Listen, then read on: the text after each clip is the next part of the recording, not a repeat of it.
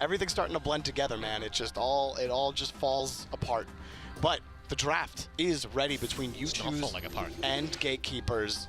And here we go. So the first bans are going to come through, and I'm really curious what they restrict. Bako restricting it against Gatekeepers, and the Jade restriction as well. That's a direct, basically, that's a ban against the range of Throat Puncher, who does play a decent Jade, but I would not have expected it. If anything, I would have expected it to go the other way, and you're taking away from Hot Biscuit. And I'm not surprised by these first 2 picks. So Naraga getting Pearl, and then Hot Biscuit picking up. We got Pearl! And then Iva coming in for You-Choose, and we have Shifu on the side of Gatekeepers. So Jolt's going to be rocking that Shifu, and You-Choose, Throat Puncher, going to be rocking Iva. Iva has been dominating the BPL this season, so I'm not surprised to see her. And then immediately banning out Uldor on the side of Gatekeepers. Do not want Uldor Ashka action. That's just dangerous. If this is a Lucy, this will be like the most old school comp ever. And I would be so psyched. It's a Paloma, still pretty old school. And I really like that from Gatekeepers. You have that sustained healing, a solid frontline in Shifu. Ashka doesn't need as much of an impressive frontline because he's a more mobile range DPS, so you can let the Shifu kind of dive into the backlines and stay there harassing. However, my personal opinion as a Pearl main, of course, is that Pearl has a favorable matchup against all characters, but I do think she has a decent matchup against Shifu, particularly if there isn't too much damage coming through from the Ashka. Ashka will beat her up if they can get that sustained pressure from the duo. The Pearl will be in trouble. That's why the Iva from You-Choose needs to get into that front line. Yeah, Iva's going to be key for You-Choose, just because the combo potential with Shifu and Ashka is through the roof, and they're, all it takes is one volcano for Shifu to go in and just absolutely wreak havoc onto You-Choose. Can I make a biased prediction? Yeah. I believe in You-Choose. You believe in You-Choose? Not just because they have a Pearl. You choose. I do choose You-Choose. All right. Not just because they have a Pearl and I'm in love with the character, but because they have an Iva as well. And that to me says they can do absolutely anything on this map. It will be very hard to tamp them down. Well, again, this is a best of 5 maps. 5! So only the first map, and it is win score 5, of course. Yes. As is standard in our Battlerite Pro League. And the crowd all ready to go. That giant balloon. They're always punctual. You'd expect the crowd to be late. The hot dog stand ran out. No, you're not going to be late. That. They have tailgating. Tailgating on like the cloud. Oh. On the clouds around. There's like little platforms. That's where they tailgate right outside the arena. The fact that they hold their... That's my headcanon. I don't think that's actual Battlerite lore. I think that's actual canon. I think you just wrote the lore. That would be amazing. The fact... Someone make that. Someone just put like little tailgating things outside the arena. That would be sick. We have great fan artists in the community. Yeah, absolutely. And the fact that they have their events in the sky, I mean, that you're never going to have a traffic jam coming in. Well, here we go. Game number 1 of the match underway. Already pulled a big stun. That's going to be a lot of damage already onto Jolt. Yeah, Jolt is already having trouble. I say it's very important for him to be rebuffed here. That's what I was calling on the Iva to do. Corrupted also needs to be supported, though. The reset for Orb. You-Choose does get the orb, and Jolts is just getting bullied right now, trying to get some damage on the Throat Puncher. Can't do it. The bubble just keeping him away from it. Tractor Beam coming out. That might be big damage, but it gets pulled away from him. Actually coming in now, putting more damage on Naraga, trying to... Jolts oh, that's beautiful! Infernal Scorch knocks out Naraga. That is what I was talking about. The Ashka Pearl matchup is brutal for a Pearl. You have so much AoE damage that directly negates Pearl's greatest weapon, which is her counter. Therefore, it's very hard to win that matchup.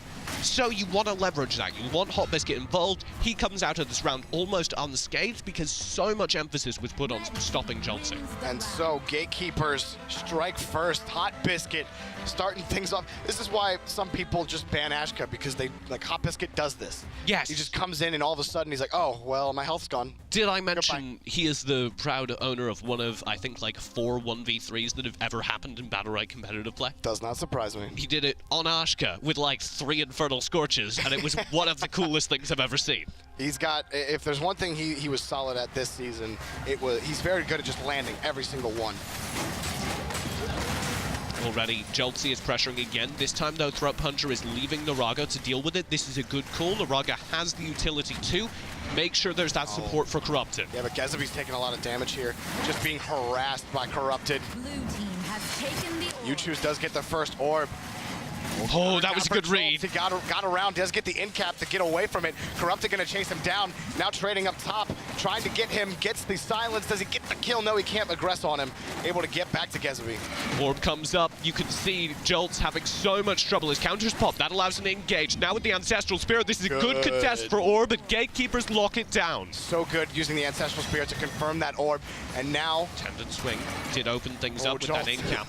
Jolt He has right Whirling Blade. Corrupted. He has Whirling Blade. Jolty cannot get the out. Ancestral Spirit's gonna save him. No, it doesn't. He can't get away. And Corrupted able to confirm that Gezebe tried to save him. Wasn't gonna happen. Now with this orb up, the Tractor Beam comes through. It's easily scooped up, and that should be the round, failing some Hot Biscuit heroics. Well, pulled out to the other side. Another, and that's the third Ancestral Spirit. He just tanked it. Just ran through it, Corrupted. Yeah. Unscared. It cannot happen. So Yuchus fighting back real strong off of some solid play from Corrupted. Gets the team right back into it as soon as they find the next kill here, but refusing to die. There goes nope, Gezebe not other dead. side? Oh, that was a really good other side, actually. Volcano coming down. They can't do any that damage. soul transfer. There, he finally gets some damage onto Paloma, and Ashka goes down, and Yuchus finally picks up the round 2 win. I know it didn't matter, but that last soul transfer was really slick because it did two things. Not only, of course, did it save the life of the Paloma, but it also reset the ult coming in, the Infernal Scourge, so you have that opportunity to bait out escapes, because they see the ult being casted, freak out, spend an escape, then the ult comes through a second later after the soul transfer. It didn't, unfortunately, work, because he kind of just got demolished upon landing, but it was a really cool idea. And so, Gatekeepers, a strong start, and then Yuchus fights right back. Pearl, a big part of that, Ooh. because, Jolty is having such a bad And he matchup. found Corrupted who gets the double in cap. Gonna do more damage to him, pulling it right back in. Tractor Beam gonna find the stun onto Oh Jolty. my Jolty God. taking a ton of damage. Jolty almost deleted. Finally gets away off the immaterial and now back and away, but a ton of damage, and Yuchus get the first orb off of it. Flamethrower. He gets away from it. The other side coming out for Jolty. Double in cap. Double in cap. He's waiting for it. Wants the kill. Cannot get it onto Jolty. He stays alive by an inch of death though, and there he goes. Yuchus firing. That is the power of having Naraga there in the backlines. You cannot dive that alone as most melees. The second you do, you're instantly opening yourself up to punish. That was brutal, by the way. A double shutdown onto Hot Biscuit. And so now Gatekeepers, that kind of pressure put out from Corrupted, who just kind of, I think they surprised him a little bit. Nice little stuff. I think he was surprised with what he was getting. I think he was just like, I mean, okay, sure. If They you got the just tractor keep beam, they running, got the tractor beam stun, and that was it for Jolt. It was beautiful as a combo, and ooh, a Jaws coming through. Just for the nail in the coffin. Oh, the spins! Yes! So Yuchus taking their second game, and really, I mean, Corrupted definitely the MVP, but look, you wouldn't have gotten all of that if it wasn't for Throat Puncher. Throat Puncher did a really good job just landing every stun. He got every single stun. It was good. Every single stun, and also he was there with the tractor beams as kind of utility items. Yeah. Not just for the stuns, but also pulling people out of position, also making sure that people have to avoid the stuns in key positions, getting more space for Corrupted. If they want to change this, the pressure needs to come not onto Naraga, but that Iva. Yuchus trying to put on more pressure here. Corrupted just wants more and more of it now. Double stun off the tractor beam for Throat Puncher, but there's no follow-up as everyone's kind of busy with Jolts at the bottom half. Blue team has taken Already fully axed for Corrupted. Yeah. He's ready to go, and they've got a good combo. Other side force. This creates an opening for punish onto Gezebe, and they have not missed that. Oh, when he gets Shifu down, Jolts goes down again. Corrupted's Such low still HP. alive. He has the shield, got the shield, doesn't matter, and they get the trade. Now Hot Biscuit and Gezebe have a chance here to get back into this and get away. Pearl is the last word in orb control, though. You are not getting any EX. Oh. That means these kills need to come fast and furious, while you still have the advantage of the higher DPS from Hot Biscuit. So it's just going to be a pocket biscuit, if you will, with Gezebe and Hot Biscuit. I have those in my pockets. Your pocket biscuit, that might be a double stun, able to pull Throat Puncher away. So it's just going to be a boxing match, and it is going to be hard for Hot Biscuit to pull in on this. do any sort of damage, but they're also not taking It doesn't much damage. matter because Pearl is brutal in sudden death. I think only Blossom is better. So the longer this goes on, the more the Pearl comp is just more likely to win. Oh, other side of the way. I thought From that the Pearl ult, that's big. They're going to pull onto it. Infernal Scorch. Did it hit the Pearl? No, Pearl got out of it. And the Ancestral Spirit going to pop out. So two ults get really little value on it, trying to turn right back on to Throat Puncher, but they didn't get a lot of damage onto him either. They do get the orb for that double ult spend. Not exactly ideal, but I still think that's, yeah. Yes, it does. It does help a little bit. It brings the HPs to almost even, and that's good. The reason I say almost even is because Pearl has like double the HP that's displayed. She has so much defensive utility. Well, they're doing well holding this. The Ancestral Spirit. Oh, that's bad. Get out of it. A big good stun. combo. Hot Biscuit is in, or not Hot Biscuit, excuse me, Throat Puncher is in a little bit of trouble. Pearl is Very well as well, trying to find the stun. He does get out of it. Hot Biscuit now taking a ton of damage. He's coming in, wants to get the kill on the Throat Puncher, turning it around. Gatekeepers want this kill, moving up on it, back towards Gezebi. Gezebi stunned though, taking a lot of damage, able to get away off the Spirit Guide. Throat Puncher goes down, and it's only Pearl. Pearl trying to ult, but the other side is available for Gezebi, and Gatekeepers get the win.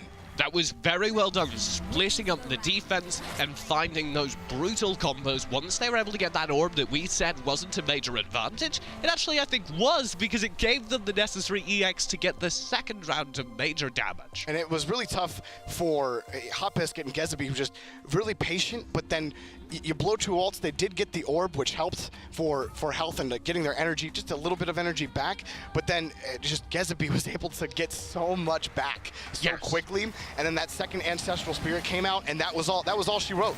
Support energy gain is nuts, especially if you're doing damage in addition to healing. Now Jolt wants to move in on this. He takes a rocket. Rocket and an empowered volatile water. That's a deadly combo every time you're Fleetfoot Hands. Yuchus does get the first orb again. Up on the top half. Rug is actually struggling to deal with Joltsy, which really shouldn't be happening. That's forcing Throat Puncher to fall back, and Corrupted likewise. That's dangerous for Yuchus. Pushing back. Ooh, didn't get him on the counter, and Jolts has to pull back. And Immaterial. I have seen Gezebi get in-capped about 3 times up on the top half here. He's just fighting against Corrupted, needs a little bit of help, has to pop the Ancestral Spirit to get away. And now the Infernal Scorch coming out, not going to hit Throat Puncher. He's able to get away from it. This is actually a little bit of trouble. Whirling Blade! The Whirling Blade is going to knock them out. And Yuchus getting the first kill. They're going to get the second here, a double in-cap. Going to relieve things a little bit for Jolts, but it's not going to be enough. He's going to go down, and all that's left is Hot Biscuit, and he will go down as well. Oh, the read on Jaws. You know exactly where he's going. I think he had that out slightly beforehand, and he even puts up the bubble, if I'm not mistaken, to push himself closer, which is one of my favorite things about Pearl. You can just scoot around the map with your bubble. Scoot with the bubble. So Yuchu is able to get back advantage here in this first map, and just, again, aggressive play, finding that one big stun, which in this series has been kind of the answer. It's like, who gets the first big stun? Even if you're taking sustained damage, Gatekeepers in the last game was able to fight back, and they found a big stun and they turned it around. So that one big combo. The opening phase of that round was so dangerous because of how far back Throat Puncher was having to play, but Corrupted won the energy game out front, so he had his first Whirling Blade, and Throat Puncher was finally able to join him right in time for that combo. Corrupted in a little bit of trouble. He's going to take some damage, but staying right in it. Oh, good in cap to cancel the combo that was trying to be set up. There will be no impale for you. Yuchus actually gets it. Hot Biscuit tried to confirm it, but coming right down. Corrupted trying to harass Hot Biscuit. Oh, that's the counter red. He needs to spend Fleetfoot, otherwise he's dead, and already Joltsy, that's a hard commit onto him, and I think they have the opportunity for big punish with the empowered volatile water. Oh, pulling it back, a double in-cap big, and then the Ancestral Spirit comes out, gonna grab both of them. That is a lot of value for Gatekeepers coming in and now trying to pull down, trying to get more damage, but they're still taking more damage. It is even on the health pulls here. Another double in-cap, turning right on the Jolts. Corrupted wants him. He got the root, can't keep him away from Gezebi. The Whirling Blades comes out, but he has to get away. Back to his team. Hot Biscuit was in danger. Oh, right double there. silence. Beautifully done. Infernal Scorch does steal the orb. Watch Throat Puncher's HP. Now he can't play nearly as far forward, but that's a good flamethrower. He doesn't need HP. And now, trying to pull him in. If they can find a trade or find a kill onto Corrupted, but Corrupted's not going to give it to him. That's going to be an easy reset for him. And you can see how every time there are projectiles coming in from Hot Biscuit, more often than not, Naraga's able to get the bubbles out just to keep Throat Puncher up, just to keep Corrupted safe. I really like that. That's a long-range cannonball. Yeah, I mean, you know, easy in caps and Corrupted going in on it. Hot Biscuit and Gezabi are really good at staying alive for a long period of time, but finally, Gezabi goes down. This is the 1v3. Watch this Infernal Scorch for all. Oh no, That's he not didn't gonna get happen. it. Way late. Not gonna happen. And you choose. Take it to match point. Blue team Game wins point. the round. Series map point. Map point. Map point. Map point. There's a lot of different stages, all right? There's rounds, and there's maps, There's and then rounds there's within the match. map, and then the maps are within. We don't need to make it confusing. We're good. We got it. I'm already confused. Well, sucks for you.